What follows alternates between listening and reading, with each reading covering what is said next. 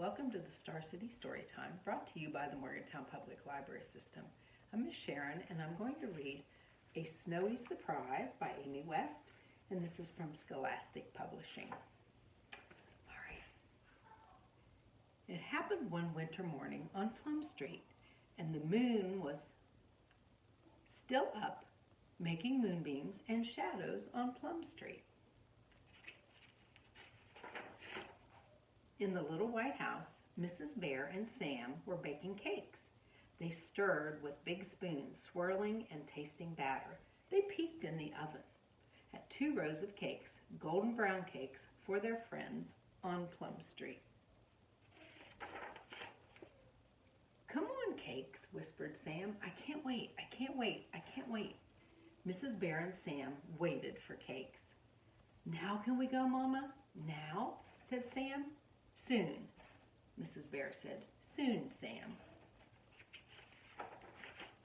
They waited, and then at last, Mrs. Bear sniffed the air with her nose in the air and said, "I believe our cakes are ready."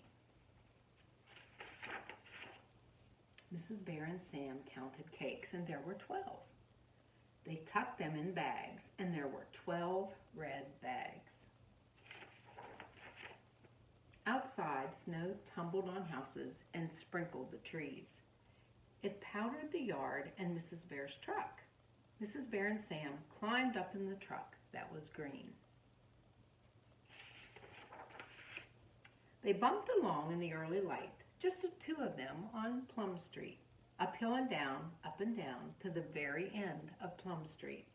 "Our friends will love my cakes," Sam told his mama. "Of course," Mrs. Bear said.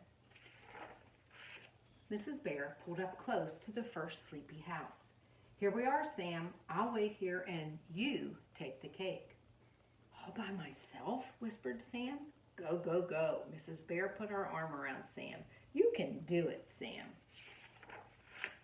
And off he went, all by himself in the new snow, all by himself, waving a red bag and waving to Mrs. Bear, all by himself, taking cake to their friends. Sam left the red bag at the door. The sign on the bag said, "A tasty surprise." Then he ran back to the truck where his mama was waiting. "I did it," said Sam. "Of course," Mrs. Bear said. Mrs. Bear and Sam bumped along, just the 2 of them, uphill and down, up and down. At each sleepy house, Mrs. Bear stopped the truck. She put her arm around Sam. "Here I go," whispered Sam. "Go, go, go," Mrs. Bear said, and off he went, making tracks in the new snow, waving a red bag and waving to Mrs. Bear, leaving 1 tasty cake at each sleepy door, all by himself, until they got home. There were 2 cakes left in 2 red bags. Said Mrs. Bear. "For us?" whispered Sam. "Of course," Mrs. Bear said. Mrs. Bear and Sam held hands on the path to the little white house, and the sun was just sunning up the little white house. "Hello, house," said Sam, and they went inside, kicking snow off their boots. Mrs. Bear poured cocoa in cups, and they wiggled their toes in fat socks, enjoying their cakes with cocoa. As their bellies filled up, they took turns telling stories. Stories about a bear called Sam who takes cakes all by himself to his friends, and they all love his cakes so much. And that's what happened one winter morning on Plum Street. All right. So if you picked up your activity packet at the library, you will find this in it, and it teaches you left and right, and you can put your left hand here and your right hand here for practice. And then you can decorate these 2 mittens to match.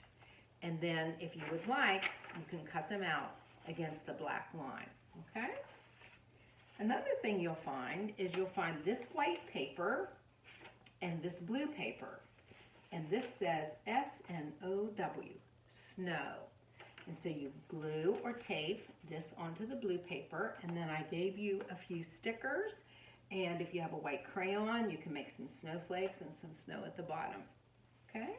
And the last thing you'll find is a doorknob hanger, and I included stickers in your packet to decorate that with, and you can hang that on your bedroom door or an office door or something like that. Okay?